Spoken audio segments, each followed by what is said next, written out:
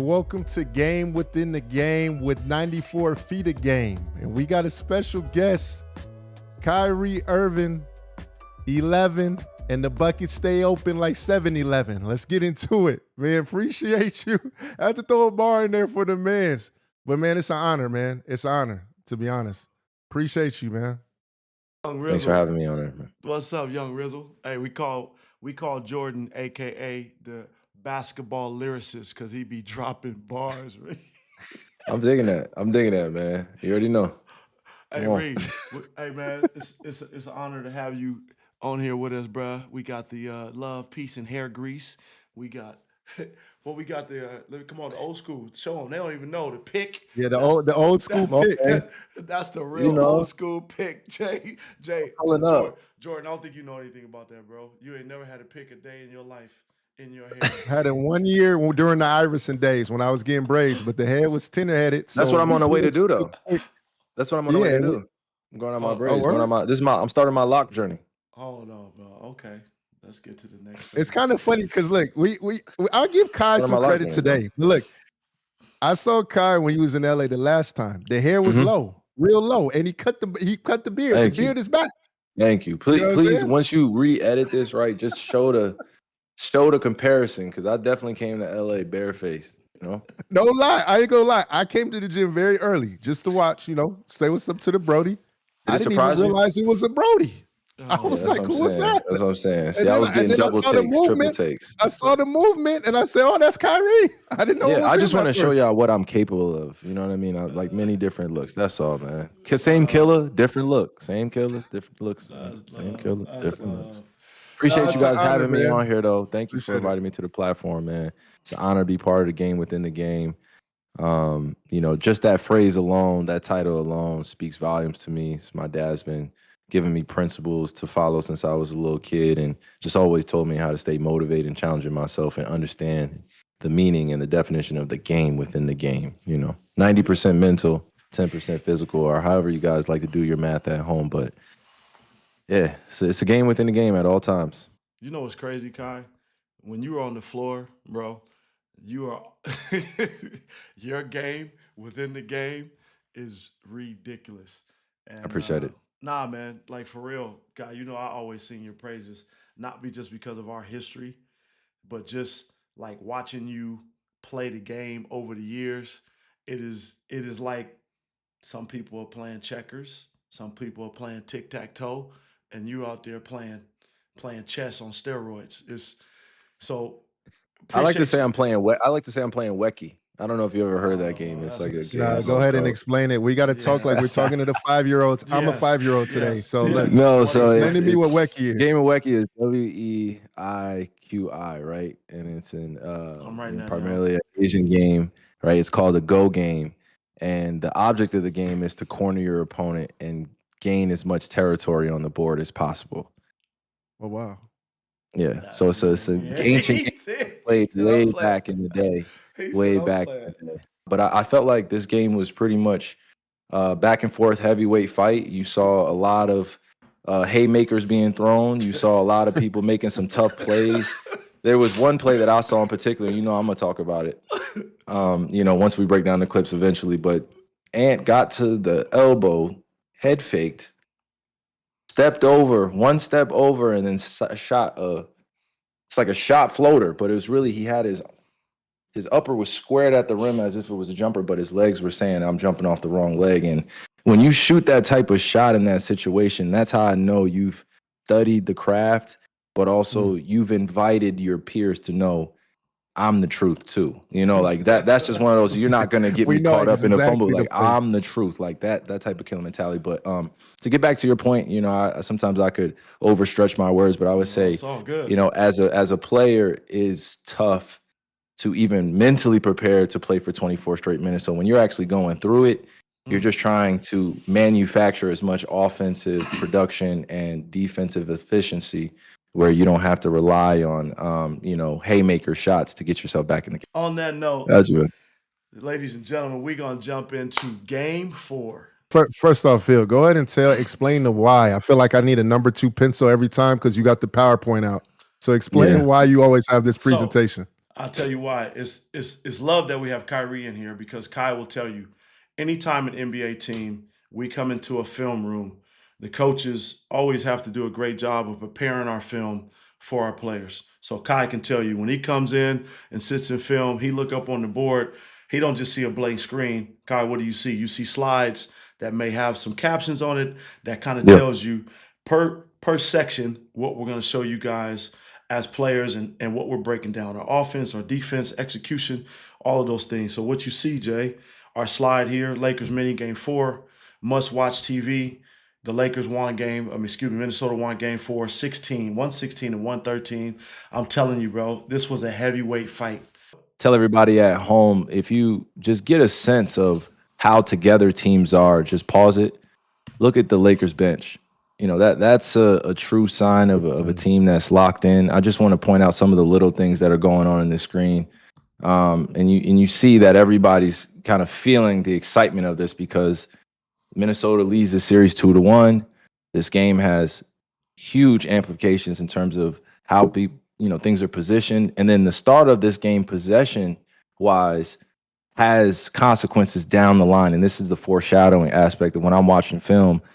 I even look at the beginning of the film as if it's the fourth quarter because these possessions in the playoffs matter just as much. So go ahead and play it. I just want to show you just look at Luka's pace here. It's not very fast. He's coming off. He's pause it real quick. So what I notice is Minnesota actually committed to a full-out blitz in comparison to the previous games. They were blitzing Luka, but I don't think as often. And I think once a team tips their hat or shows their hand like this, then you kind of know how you're going to be manipulating the defense the rest of the game. They threw out a double team the first play. A lot of coaches will say, hey, we're going to double in the first play and then back off. But I think this set the tone for the Timberwolves. Rui had a great cut here. Obviously, Mike Conley being a low man. But it's a simple play to start off and get your action going. Somebody getting a layup other than, their stars on the floor, which I think helped Rui throughout the rest of the game. Once he hit this first layup, then he was able to have some solid production all around. So, and you say that's not an and one, Kai? Slow-mo? I feel you on Jaden, but come on. Get him in the air. He kicks him in the shoulder. Gotta let it go. Keep playing. Hey, play. Yeah, even though I would have wanted to foul. Play on basketball. Thanks. Okay. And then I'll mention to everybody else. Go ahead, Coach. You go. No. But I was just saying the bottom when it says great ball movement versus Lakers smoke. These are terms that we use where the vocabulary is developed in the war room, as we say, or in the media room, the film room. Tilt, that means something. Lakers smoke, that means something. Great ball movement, that means something. So everybody at home, just giving you a sense, all of those words mean something in terms of the fluidity of the game and studying it. Game within the game. See, Kai is right on point, Jay. I've been educating you on these tilts and these smokes. So in this clip, Kai just talked about the smoke, right? I'm going to show you what the smoke kind of means, and it's very subtle, right? Anytime Anthony Edwards gets the ball in an ISO situation, the Lakers are threatening double teams. They're threatening to throw bodies at him. So what you'll see is LeBron take a mini step like he's getting ready to go double the basketball. And this is what we call smoke, right? We just want to present some smoke to where Anthony thinks that a double team is coming. But what does Bron do? Look at Ant's eyes as soon as Bron starts cheating over. But this is where I told you Anthony had the interview where he said, man, every time I caught the ball, they kind of zoned up and it threw me off. And he said, I'm going to go back and watch the film and I'm going to be ready for it and figure out how to attack it. And what you see here, again, Ant sees it, right? He recognizes it, gets off it quick. And what does Minnesota do? Ball reversal. And then again, Julius Randle. Anthony Edwards, man, look, I call it his start and stop, right? And this is what they've been doing all series long. They've been bringing Luka into the action. And this is the play that you were talking about, Kai. He ran this, but he did it both. He did it once in the first half, and he did it once in the second half. Oh, my God. This is, you could tell, and Kyrie said it, right? Look, I'm going to show some love to this little bullet head dude right here. Coach Chris Hines, part of the family tree. I already know. I already know that this is what we call in the gym late at night skill work. Him and Ant have gotten to their spots on the floor. One, right? What do we always talk about, Kai? What we Setup. always talk what we always talk about. Get to that what? Get to that low Yeah. level with that wide base. Break your defender down. It's a setup. Say it again, Kai. It's a setup. It's a setup. I'm lower than you, and then also I'm able to get your momentum jumping back because look, I mean, at the top of the key, you're at someone's mercy no matter how much help is behind you because of just look at the spacing right here. It's not even the best spacing for Minnesota, but it gives everybody an opportunity to now kind of figure out how they're going to be in help because all 5 guys can't help on Ant here, but they're going to try. Yep. And the system that they're building around Ant is not always going to fire the right way. So that's why I think it's interesting to see their adjustments as this game continues to go on, because once Ant makes this shot, in the back of his mind, I know he's putting that gym in the back, like, okay, if I get caught going this way again, then I'm able to use this. And in the playoffs, you have to take those little gems, those same moves that you can use maybe twice in the game or 3 times in a game or 4 times in a game where you make it at a high efficient clip, and your teammates and of course your coaching staff and everybody's happy because they want you to shoot that with confidence because it's a rhythm shot. Yeah. So look, I feel like this set up the rest of the game for some of his tough makes. Man, listen. Once he saw this was a total difference than when he came out and said, "Hey, I was a little confused," seeing all the guys. Yeah. But they have the same defense here. They didn't change it, right? He's in the middle floor. They get the switch, and immediately, what does Bron do? He comes up the line. He's in a smoke. He's seeing both. Look what Rui's doing. Rui's holding his position. They turn this into almost a 1-2-2 zone, right? Zone up, right? They stay at the elbow in the boxes, right? Austin kind of holds, but again, Ant, all he does is he just waits for Rui to vacate. And again, that's by Julius Randle. What? Michael Finley cuts on the baseline. Julius drifts to the corner, and now Ant sees his drive line, right? Yep. He sees the drive line. Watch the footwork, pump fake, and low, right? Oh, and so Kai, you could talk about this. You're a king of pivots. What I love about Anthony here, most of the time when people up and under, they will up and under and go this way. Anthony up and under and goes right across this line right here to where he creates the pocket. Up, he gets Luka to fly by, right?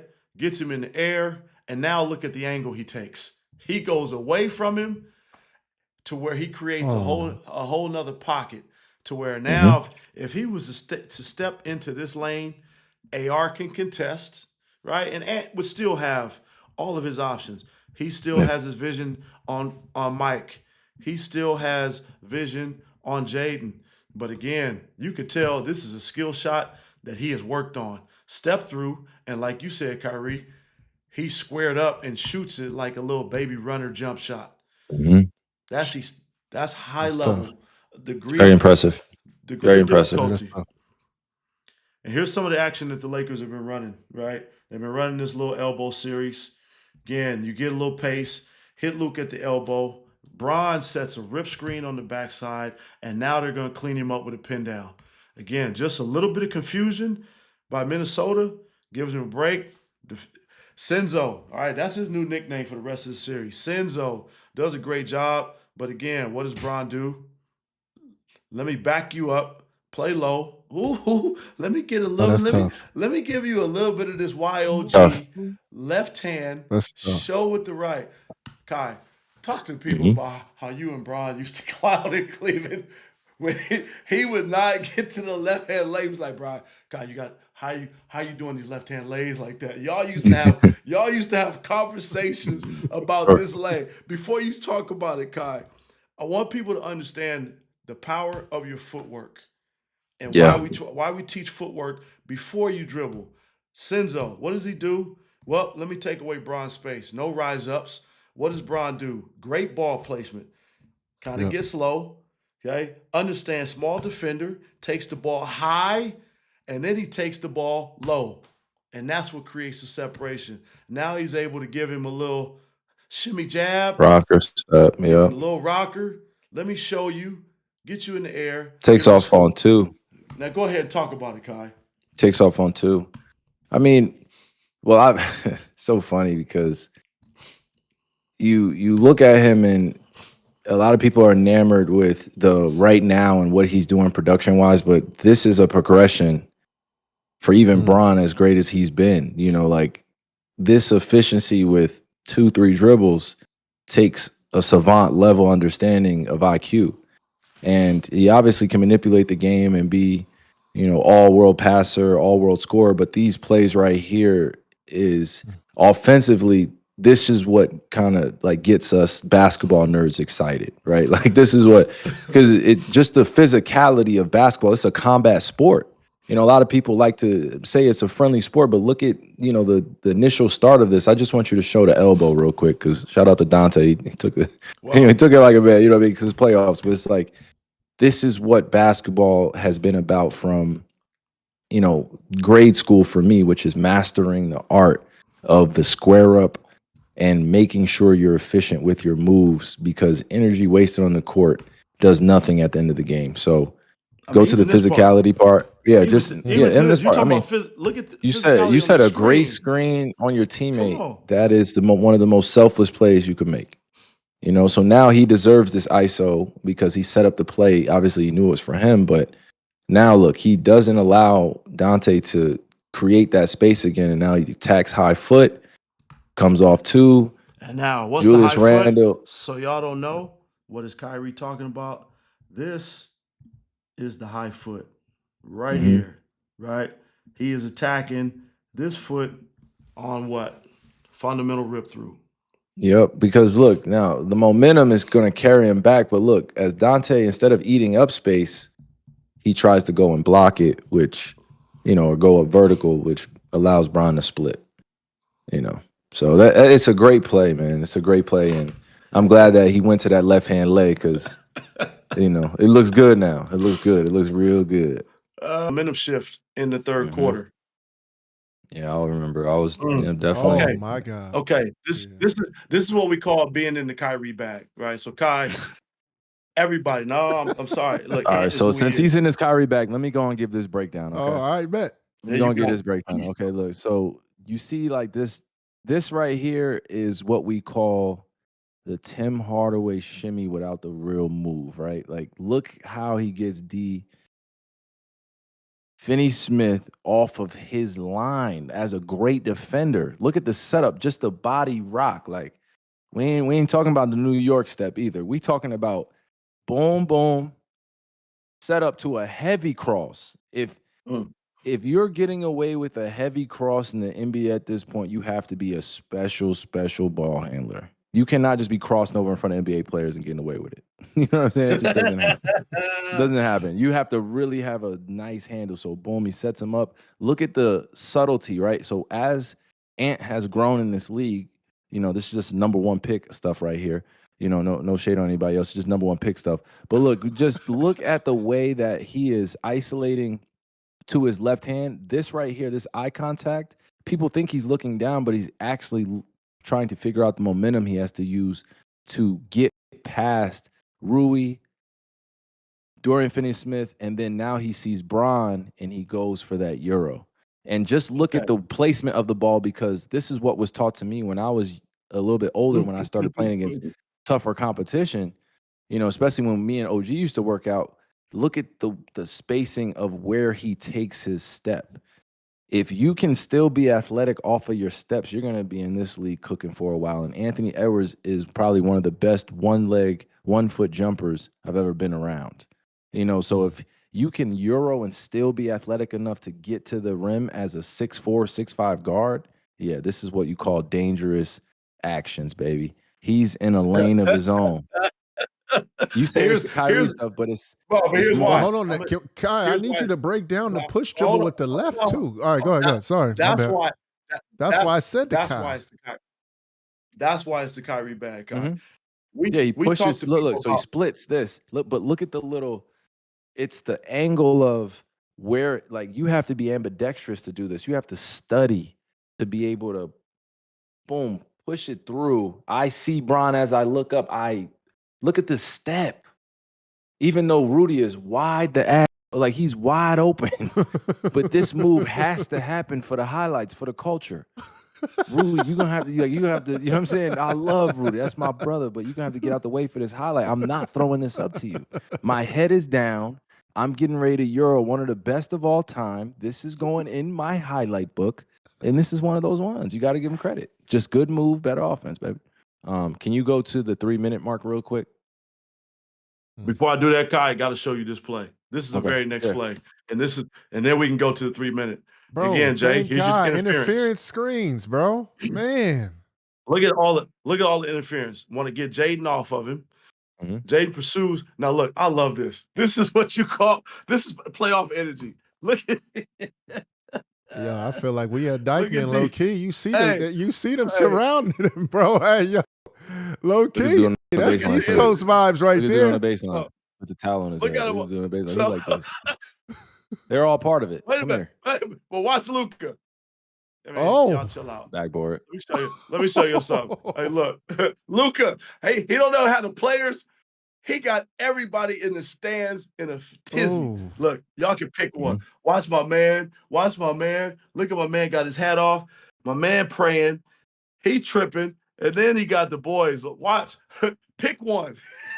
And he stare at him too. Look. Okay. We see. I saw what y'all was on. Luka said, all y'all calm down. Look. And then he give him the what? And then he give him the hey, real one, bro. That's why I rock with Luka, bro. Hey, I rock with him. You better know you better know who tree you barking up. Because that in itself is the true testament of just like Luka just being Luka. You wanted to go to the 3-minute mark. Kai, here we are. Yep. All right, this is a double team, a tilt, right? So again, Minnesota. I wanted everybody to understand too, this right here this will be the defense for the rest of the game. Like from this point on, this is what you're going to see, which is going to be rotation-based basketball where they're not going to give up a lot of the easy twos that another team would not want their star players shooting. So this right here is more than just a tilt. This is what we call taking away comfortable positions on the floor for people to be able to think on the fly, so they're trying to make the Lakers think on the fly, and the way that they're positioned, just look at the spacing really quick and then play it. And that's why I want you to go and play it, and you could just let these run. Just look at these plays. After this is what you get into like real basketball, the rotations of allowing players to make decisions and be highly efficient, because every player on the floor is thinking not, I want to shoot open shot. They're thinking, how can I be the most efficient? The most efficient shot in basketball is as close to the rim as possible. So a lot of players are going to be attacking the rim at this point from this point on. And obviously the Lakers did a great job this third quarter scoring, but they allowed Minnesota to create the ruggedness of the game. They brought that, you better drive to the basket unless you have open three, or unless we don't want to rotate to the guy that we want the ball to find, then that's the only way you're getting open shots. So, you see the rotation. Look at where Nikhil goes. Like, he's supposed to go corner, but Nas jumps in the passing lane, so it forces. If the rotations are right, my YOG, right now, if the rotations are correct, defense, Senzo should be on his way. For sure. Right? And now he should be on his way to the corner, and Akil would just peel to the corner. So if they get their rotations properly, Akil shouldn't have to run across the floor.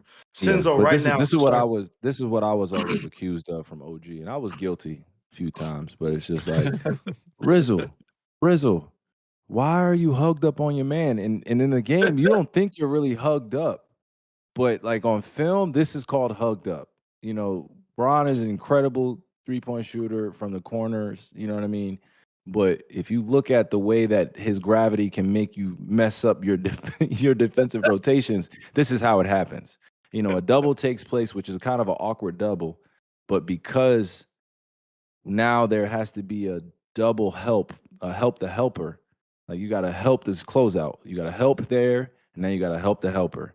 Boom, that gives an open layup, and now you have no real rim protection because you've taken the bigs out of rotation. Luka, they get a double. Look at the wraparound pass.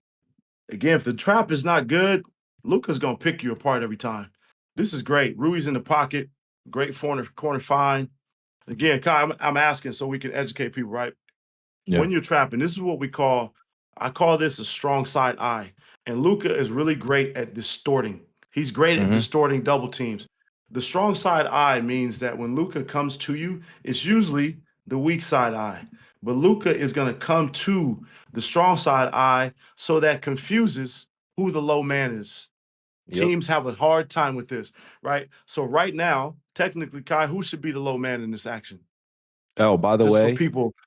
look, my heart just dropped because I've been in situations where you're in a film session and the coach asks you, "Who's low man right here?" And everybody in the because there are rules to this on how you answer this question.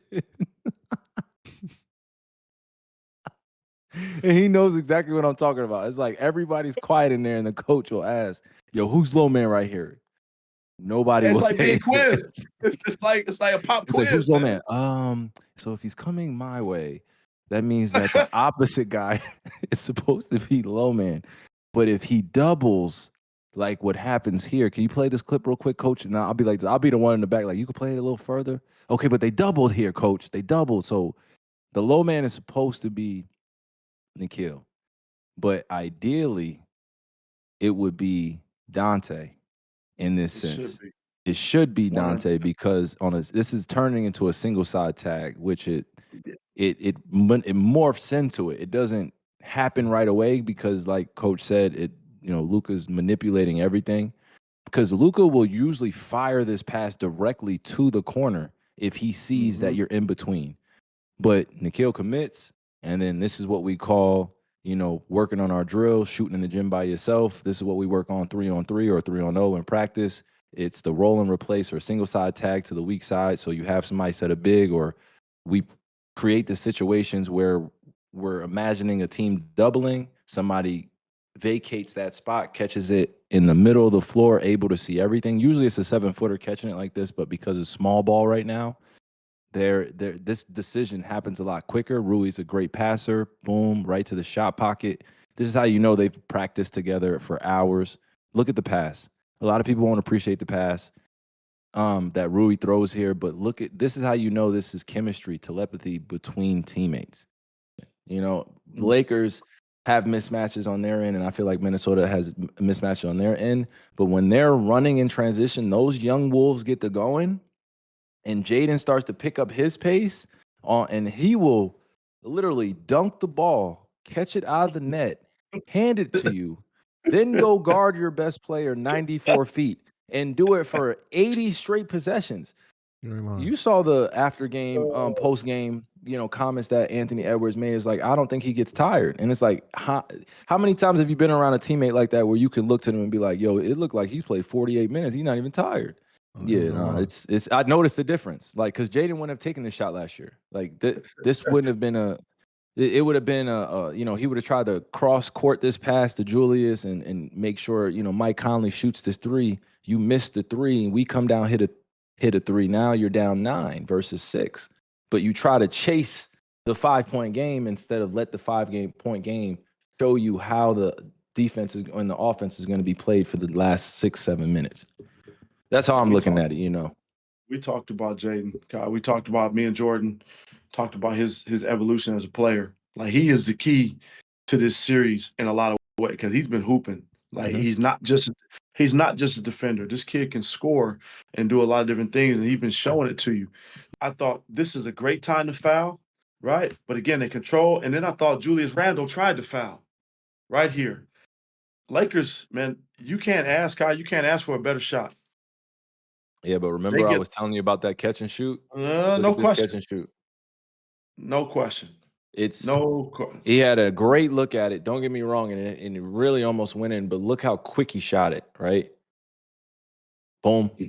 He didn't even get a chance to get his hands on the grooves, and that's why when I shot him, when I saw him shoot it, I was like, okay. It was just by inches, by the way. But this, I know AR really wanted to make this, and of course, he just left it go. He let it go a little too soon. But this is why you get paid the big bucks. You got to try and fail, man. Especially when you're trying to be successful. This is a great look.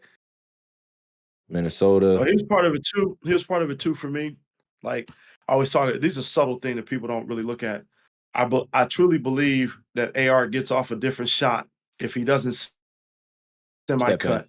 That little step right there, right, changes his footwork. If he doesn't step in and he's there ready to catch and shoot, he may not shoot it as fast. It's a subtle thing. You get a great look. You can't ask. I mean, for, to bounce you back can't ask after for. that's crazy. You can't. And then that right there, what does that look? Is that a we ready for game 5 look? Bron and Luka? Mm-hmm. Yeah, absolutely. I mean, I'm saying that. I'm thinking that. All you can do at that point though is, really take motivation from what just happened. You got to look down there and you got to have something of an edge to be able to carry into game 5 because it's going to be a grinded out game. And let those LA fans, let those LA fans get on your head top, man. Playoff basketball, man. Look, right. That's game 4. Like I said, man, that's a heavyweight. That's a heavyweight bout. Instant classic, man. Kai, man, we appreciate your love and your insight. Always. Appreciate you guys. Thank you, man. On this game, man. Game within the game. This is a tough episode right here, man. Love, peace, and hair grease. Yeah, fine.